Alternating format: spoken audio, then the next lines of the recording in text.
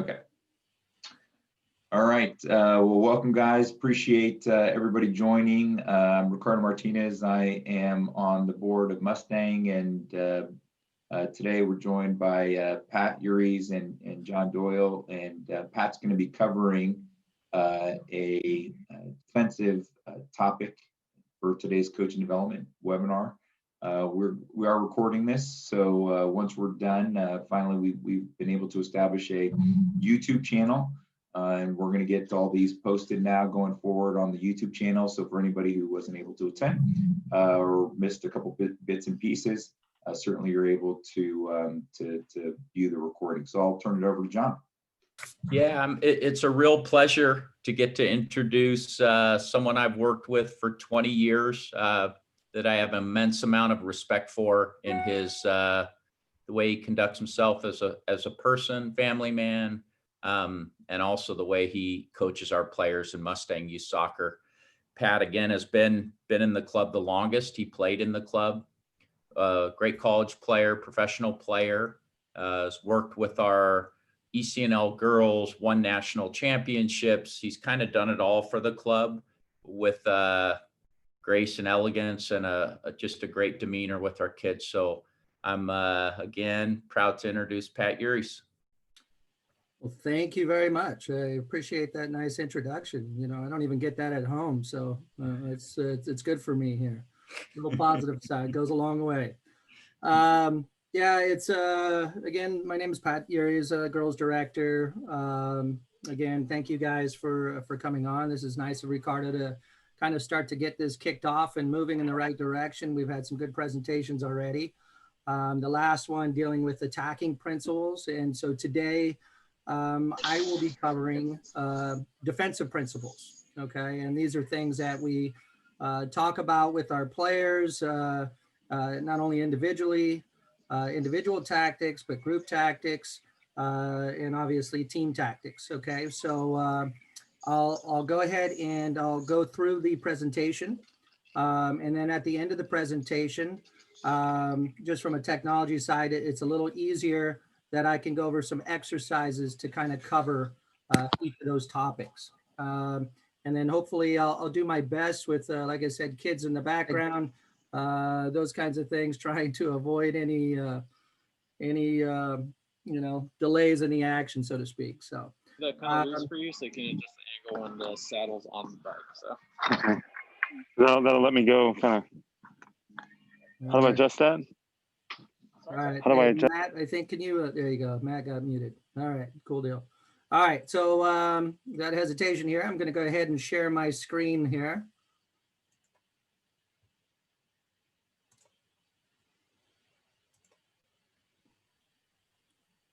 And then Pat's bringing that up just real quick. If anybody has any questions, you want to ask them, or don't want to disrupt the flow, feel free to include those in the chat. I'll be monitoring the chat, and we can kind of make sure that those questions get answered. Great.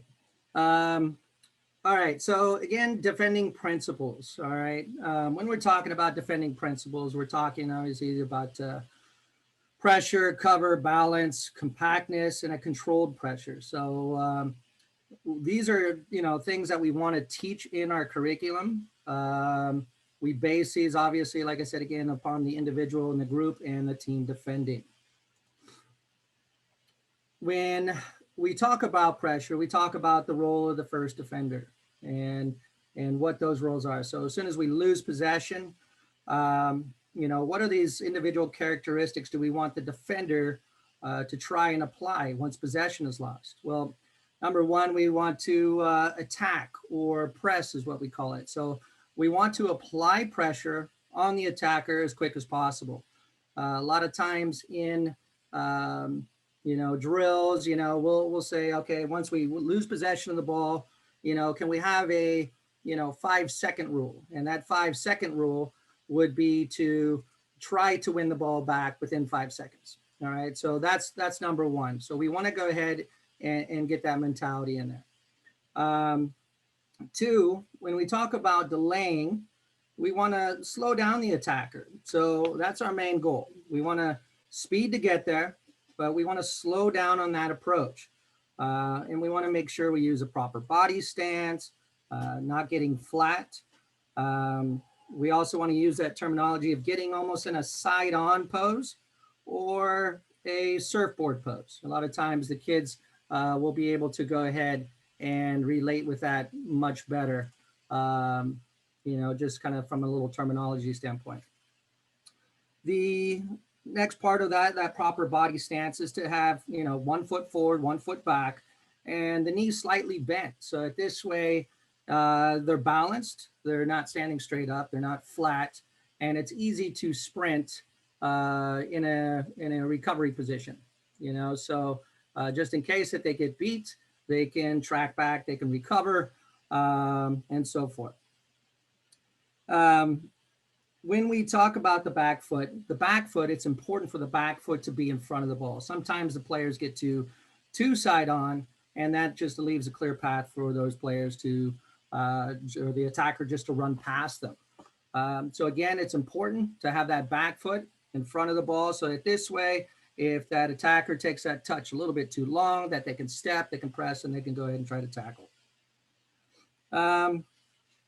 When we delay, we are also trying to buy some more time. And this time will allow our teammates to get back. It allows our group defending, how we're doing things as a group, but allows us to keep the opponent in front of us and not to allow them to get in the space behind us. Okay, so again, this is something that we teach, all our players, especially in the beginning phase of 1v1 defending.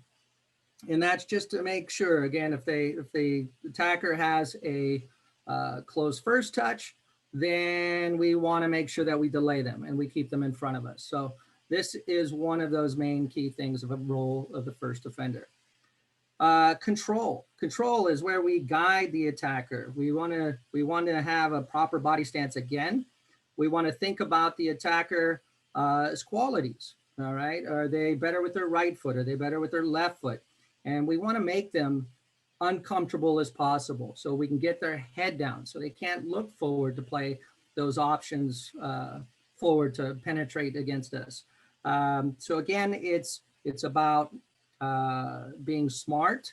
When I talk about defending to the players, for me, I had a role of a defensive midfielder. Okay, so I was doing a lot of that grunt work, so to speak, but a lot of individual defending, a lot of group defending. But then also it was important for me to make sure that I knew the qualities of the opponent that I was going against. So getting them on the wrong foot was very important to win possession of the ball, to keep deny them from coming forward.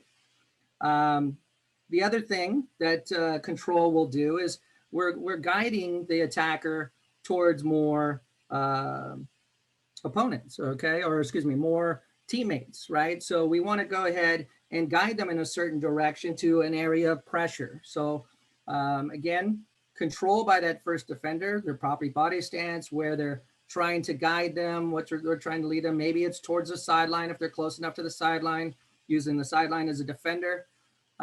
These are important things as a first defender's role. Tackling, again, when we talk about that, I've already touched on it a little bit before, but when we talk about some of those key things in a 1v1, it's number one, what's the number one rule as the first defender? To close down the ball quickly. Second, we got to decide if the attacker has a close first touch or a bad one. If it's a bad first touch, we win the ball. We go ahead and we can try to step into those tackles. If it's a close first touch, then we have to go back to delay, proper body stance, control, and then wait for that long touch potentially, and then tackle. So again, when I talk about defending, I talk about defending is an art, okay? Everybody talks about the attacking side of the game, the creative dribblers and everything else, but there is a proper way to defend. And again, defending is an art. So I try to make that a special quality so that when I'm teaching my defenders obviously they want to attack, they want to get forward. Hey, I want to play forward. I want to do this, want to do that. I really highlight that role of defending and defending in a great way and taking pride in that defending. Let's move it along here. I know we're a little bit under tight schedule. Cover, okay? Now this is the role of the second defender, okay? And when I'm referring to the second defender, it's the main function is basically to cover the first defender, just in case they get beat. But that's not their only role. You know, their other role is to cover passing lane that's that the opponents try to play through. In order for this to really work in a cover position, communication is very important, okay? And when we are usually doing drills or exercises that introduce first defenders and second defenders, you know, it's usually giving those communication cues to those players. The first defender, when they're going to pressure, you know, I got ball, you know, so right away we know who's on the ball. The second defender is I got cover, okay? And that player now is letting the first defender know that they're okay to go ahead and put pressure and that somebody has their back, okay? So again, very important from a communication aspect that these two players, especially in this first and second defender role, cover each other quite nicely and organize. Again, it's providing depth, okay? So we gotta make sure that when we are doing these exercises, maybe it's a 2 versus 2 exercise, that the first defender and the second defender never get caught flat, okay? If they get caught flat, that means that there's usually a passing lane that can be open to play into, and an attacker can quickly get in behind them.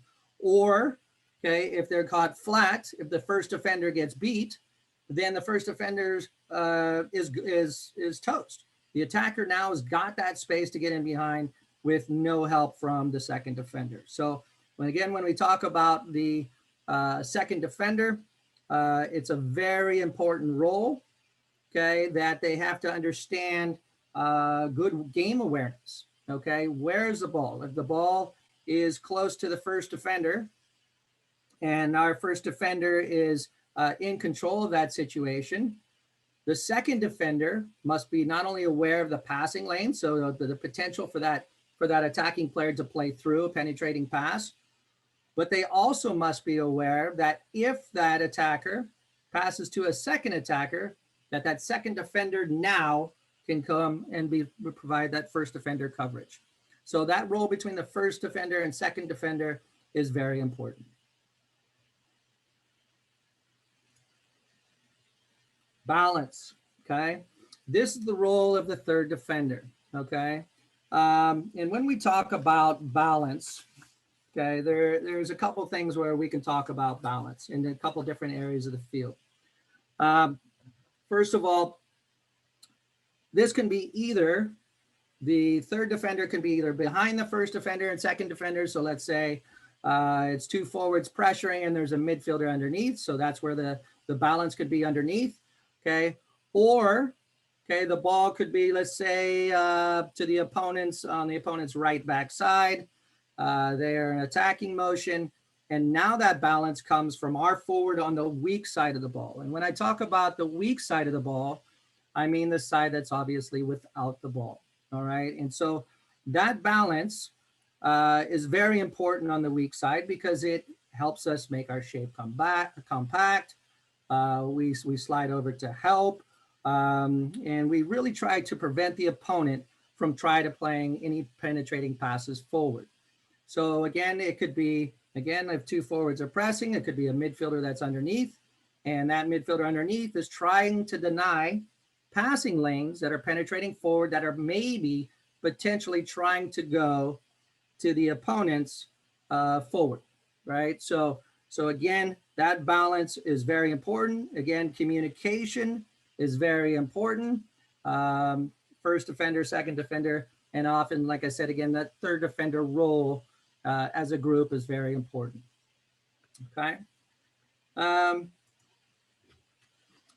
Compactness, okay? In this situation, we are referring more to team defending, okay? How we organize quickly as a group is very important, okay? We're trying to get numbers behind the ball, so as soon as we lose possession, how quickly as a team can we get back in behind the ball? Okay. Teams, if they're unfit or they're poorly organized, will often have many problems. Okay. And that problem, when those problems lie, as you know, there's space to play into, space to play in the midfield, space to play in behind, allowing time and space for the opponent to maybe even play balls over the top. Okay, so compactness and keeping those lines compact is very important. Collective movement, okay, and communication. Again, from this compactness, this is something that you have to teach your team when you are in a training environment, teaching them how to shift as a group, teaching them how to push up as a group. Okay, so where you don't have space in between the lines.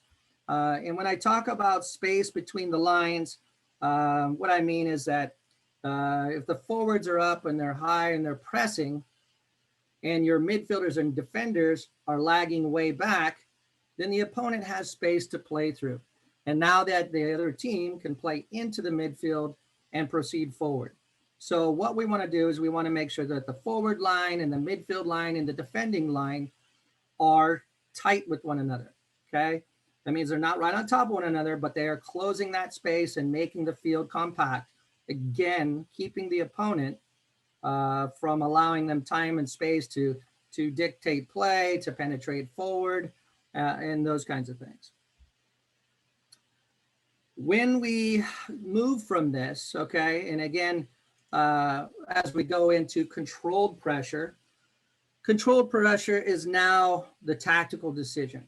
And this tactical decision is from the coach, but it's also based on the team too as well. Because a lot of times, you know, when we're teaching this, we have to teach the team or players cues of when to do this controlled pressure. And this controlled pressure is either one, we are playing maybe in a high pressure situation, or we're playing in a low pressure situation. Okay. Either way, the main objective is to deny the space for the opponent to penetrate. Okay. And that's to try to either move forward. We don't mind if they're playing back or they're playing side to side, but we don't want to allow them to penetrate forward. So when we talk about low pressure, okay, low pressure is when the team decides to either drop off and give the attacking team certain areas of the field. What does that mean that when we apply the pressure on the ball? Well, right now, let's say if I'm playing low pressure, I'm thinking about the opponent. Okay, is the opponent very skilled technically, maybe? Do they have athleticism? Okay, those might be reasons why that I might want to play a low pressure. Low pressure means that, okay, once the ball is won by the opponent, okay, and they're now on the attack, then I might drop off. I might drop off to a midfield line or a line just above the circle and then towards the top of my 18. Reason, I'm trying to create compactness. Okay, I'm trying to make the ability for the opponent to play through my lines, okay, as minimal as possible. Okay. It also might be that the opponent, again, like I said, is very athletic. So if I press up too high right away, and I know they have a lot of speed up top, and let's say my defenders are not the most athletic in the world, okay, then I have to be careful about that space in behind me. So this might be a reason that I play into a low pressure situation. Now, some teams, okay, have to use this little part here, or this little pressure, as a way of also just playing. Okay, some teams that might not be as good as your team might drop off, okay, and make that space very hard, okay, for your team to try to score. They're putting a lot of numbers behind the ball. So a tactic might be is to allow the other team to come at you so that this way it creates space to counter and maybe play in behind. Okay, so again, there's many reasons that a team might play low pressure. Okay, high pressure. Okay, is winning, is time now when the defending team tries to really apply high pressure to the opponent. It's either in certain areas of the field again, or in some cases, I think the Earthquakes tried to play this for a while until they went on their playoff run, which is where they tried to pressure all over the field. Okay. When you try to obviously play in this high pressure all over the field thing, you know, your team needs to be ultra fit. Okay. To play a high pressure, your team definitely needs to be fit because those players are working not only that first defender role, but that second defender, third defender. The whole team's got to be moving together and be on, number one, that same page tactically, but two, physically fit to perform that. Okay. This is the goal of many teams right now. Okay. If you look at teams like Liverpool or teams like Barcelona or teams like Man City, they work on high pressure drills all the time to win the ball back in the opponent's attacking third or defensive third, excuse me. Okay. By doing that, they can win possession in there, they can counter immediately, and they can score. So a lot of things with this high pressure type of defending, again, once the possession is lost, how quickly can we win it back? How quickly can we organize our team? How quickly can we make our lines compact that the opponent cannot play out? So again, high pressure can also be created in another way. High pressure can be created. Let's say if your team is down in a game, okay? And now, excuse me, your team is down in a game and you need to press the opponent, okay? Well, tactically, I can change that. Maybe I go from 2 forwards and I go to 4 forwards. So therefore, putting more high pressure on the opponent. So again, a controlled pressure situation. So basically, and then I know I've kind of rushed through this just a bit, but when we talk about our principles of defending, there's so much of a topic that we can run through in here about all the individual things that we can do, from, you know, setting up 1v1 exercises to setting up 2v2 exercises, you know, to team tactics, working on, the offense, defense, so to speak, so that this way you can work on, you know, your offensive players pressing the ball, keeping the ball one side of the field, recognizing cues and those kinds of things. But the first order of business, obviously, is one, individual defending. So what are we doing early on with our youth players? We're trying to get, number one, we're trying to get them, obviously, their attacking skills, their creativity going, but we're also trying to get them those defending skills. So again, like I said, you know, a lot of times coaches just like, oh, okay, let's attack, you know, we'll work on attacking, we're going to attacking, but they don't concentrating on the defending portion. And again, to me, defending is an art, whether it be individual, whether it be group, or whether it be team. So again, for me, again, it's a very, exciting topic for me. Why? Because of where I used to play. I know John played as a center back for many years and had great success at that. And, you know, he can really, give some very good examples too as well.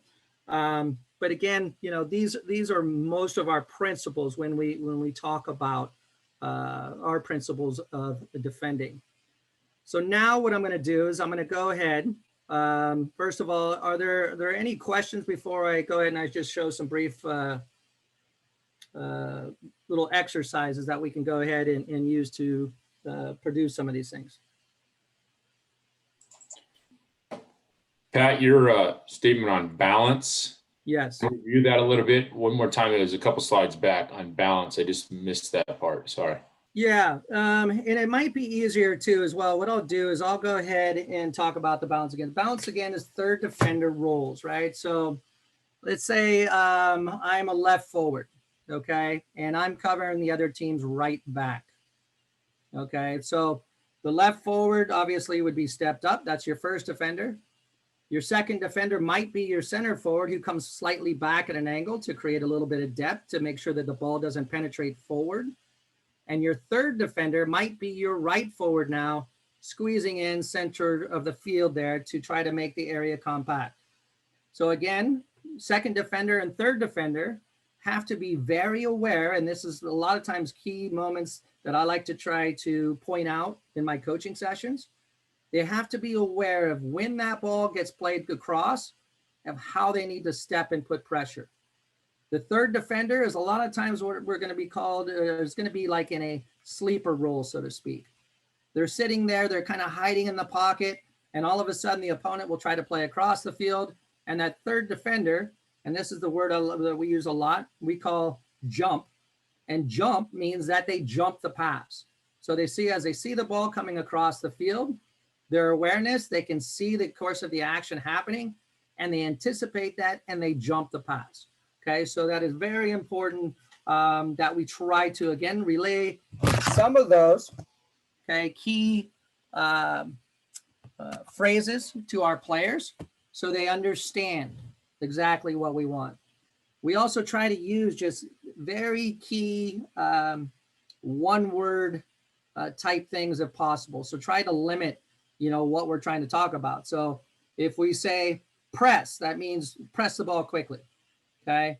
If we say jump, that means that you're jumping from a moment that you're waiting for a pass to get played, and then jump that pass. Okay. So we're trying to kind of, so that this way actions become quickly and they're not run on sentences, so to speak.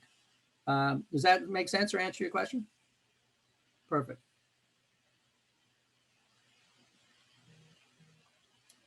Okay. If there's no more, I'll stop my share here. I'm going to move along.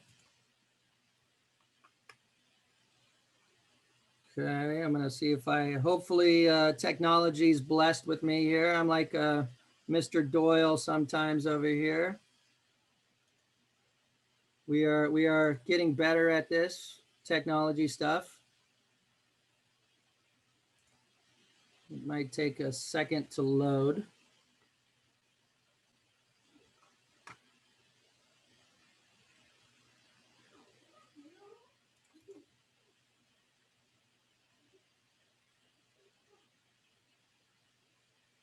It was ready.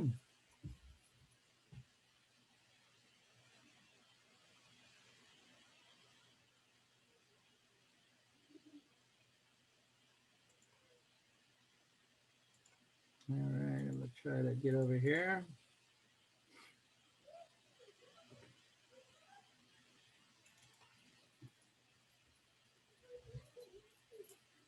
Can you guys see the screen okay? Okay. So hopefully this is trying to play. I'm waiting for it to come up.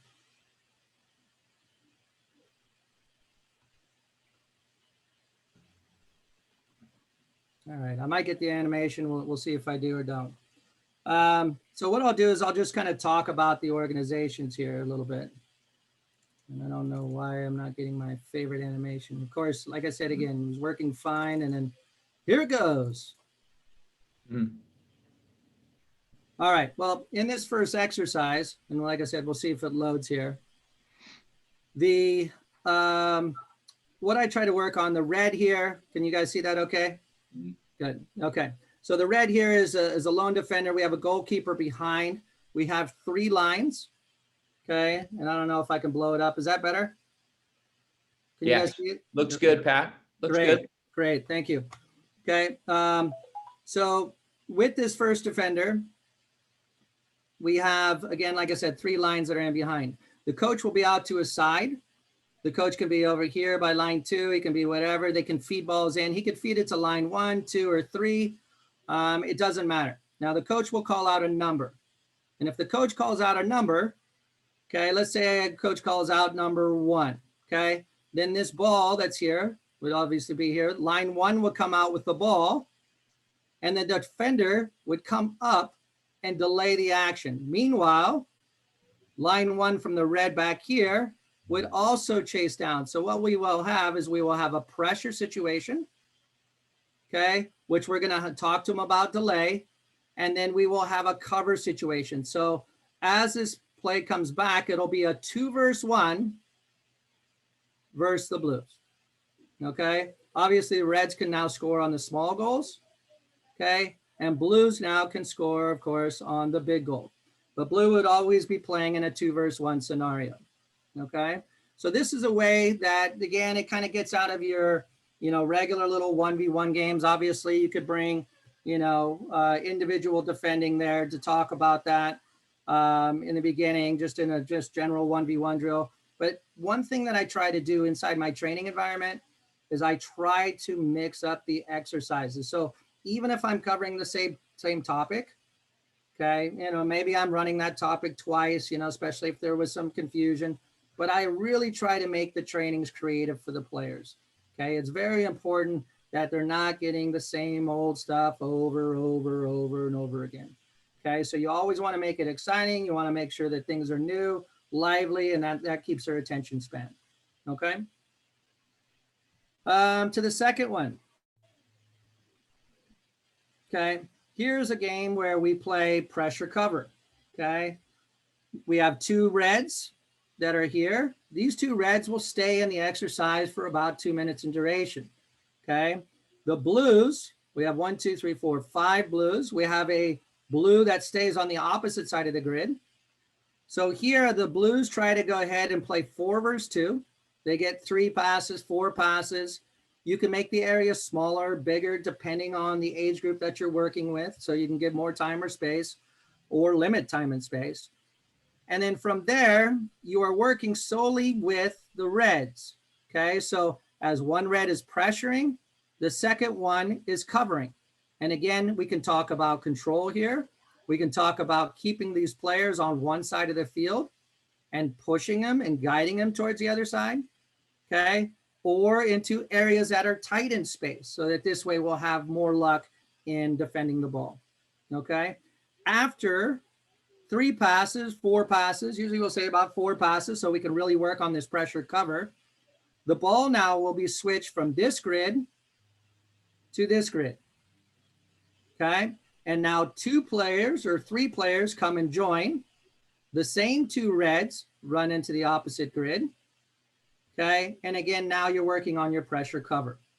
Okay, so again, it's a possession exercise. You can work on your, like I said, again, your pressure cover, how they're communicating, those kinds of things. And again, it's a very simple exercise to set up. Again, 2-minute rotation for those players in the middle. Again, you can also organize a simple 2v2. Again, for me, I'm always thinking about creative ways of how to bring out pressure cover in a game environment. This allows me a little bit more to do so rather than just playing 2v2, if that makes sense. Okay. Here is where I can go with that pressure cover balance. And again, I wish this was working for me. I don't know why it will not.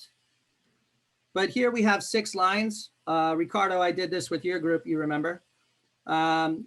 Basically, the ball starts on this side. I'm going to blow this up for you guys again. The ball starts on this side. It gets played to either one of the 3 here.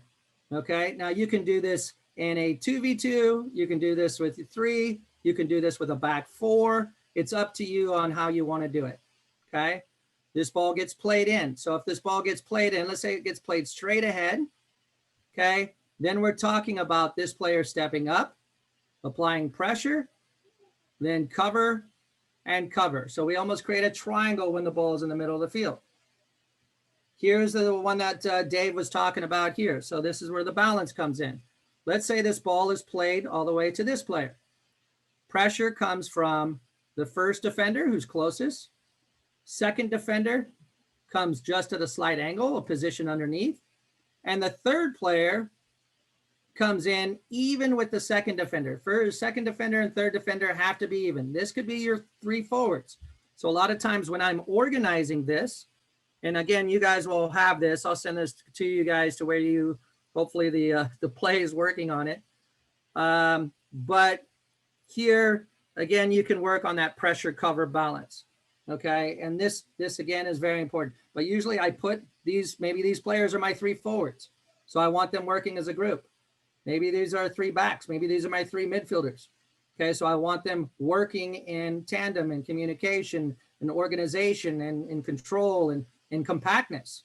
Okay, we got to make sure that if one defender's all the way up high, the 2 other defenders aren't lagging too far behind. Otherwise, there's too much space.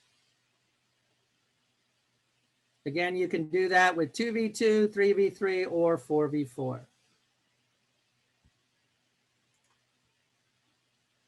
Okay. This one, okay? Now this is in a game phase, okay? And I have just a couple more for you guys, and then I'll be wrapped up in here. So in a game phase, I have 1 team that has a goalkeeper, 2 defenders. So we got 3 different zones, 2 defenders, 2 attackers, or 2 midfielders, excuse me, and then 1 forward. Okay, the other team, okay, has 2 defenders, 1 midfielder, and then 2 attackers. Okay, now any subs, you can rotate them after time. You can say, okay, we're playing a 3-minute game, and then rotate players in. But I always just try to kind of keep these numbers, consistent. You can add more as you go, as your team gets more familiar. But to start off, I like to just kind of try to break it down this way. Now, here, and again, I wish this animation was working. It was killing me here. This ball, if this ball gets played to this outside defender, we work on pressure. So this player would come here and press. This player would come here and cover. So press, cover. Okay. Now here you can see the midfielder underneath. This midfielder now, if this ball is in this location here to start, cannot play this ball through this gap. Okay, because of the midfielder. So we teach the midfielder, even though there's 2 players, not to go tight, but to defend the space, to cover. Okay, so now if this ball comes across, gets played in here, pressure, cover. This ball gets played forward, start to press ever so slightly, but remember 2 versus 1 again. Okay, so they have to go ahead and just kind of defend the space to deny this ball from getting played forward.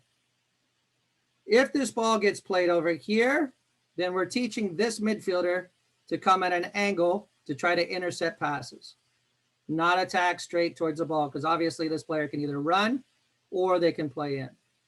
Okay, and again, this game can start it either way. If the ball goes out of bounds, you can start it on the opposite side, but that's usually what we'll do in a formation. Again, of teaching pressure, cover, and then balance here coming from a midfielder perspective.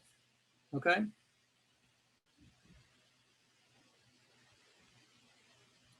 All right, compactness.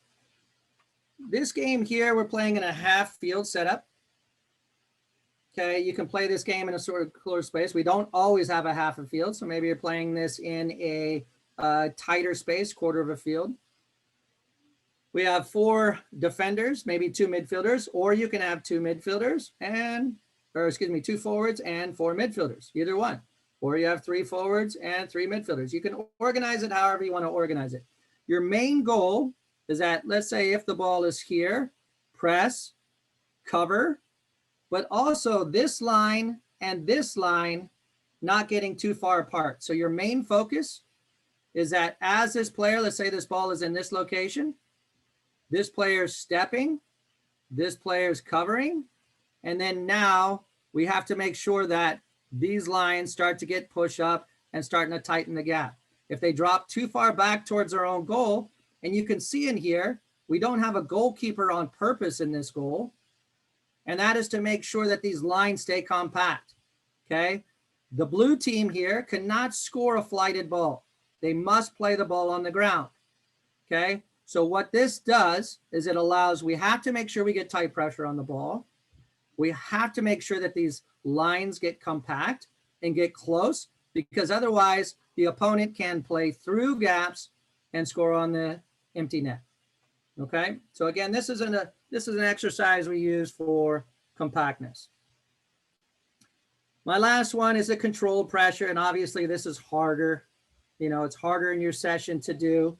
To play low press, to play, high press. You can do this a little bit easier. Low press, a little bit more difficult depending on your field scenario. But the way this exercise was working was that and again, this is tactical. This is in a game environment where we can give tactical information to our players. This ball would have been sent long. So unfortunately, like I said, the animation is not working. This team, the blue team, as the red team drops off to regain possession, the blue team will only go up as high, and this is an example of low pressure, as high as this circle. So that means now they're defending from top of their arc, potentially, to top of the circle, okay? And what is that going to do? It's going to go ahead and basically say to the other team, all right, well, come at us, but we have numbers in this area, okay? And that's now where we're compacting the lines and making everything tight and so forth. High pressure, like I said, again, we can work on our training environments in smaller spaces, okay? We can work on the defense, okay? The defense tries to move the ball around the back line. As they move the ball around the back line, how we have that ability to high press, how we can send more numbers forward, how we can be more putting our players in 1v1 situations, okay, rather than taking the time off, so to speak. So once we decide to high press, we are looking for key signals. Maybe it's the ball that's flighted to a player here. High press, we can push all our numbers up, okay? Or if it's a ball that's going back, we can also teach the compactness about stepping up and closing these gaps, okay? So again, depending on the scenario of how you want to play, what the opponent has, you know, all those kinds of things. Again, there's many scenarios that you have the ability to play with your team. So let's see here. Again, like I said, I wish those were working for you guys a little bit better. Definitely, I'll make sure that you guys get those. And then, yeah, meanwhile, we'll, that's it for me. Any questions? All right. Well, thanks, Pat. Really appreciate that. That is, I noticed that was on Sports Session Planner, which I think almost all the coaches have access to. But yeah, if you could send that out, that would be great. Appreciate it. Thank you very much. You bet. Thanks, Pat.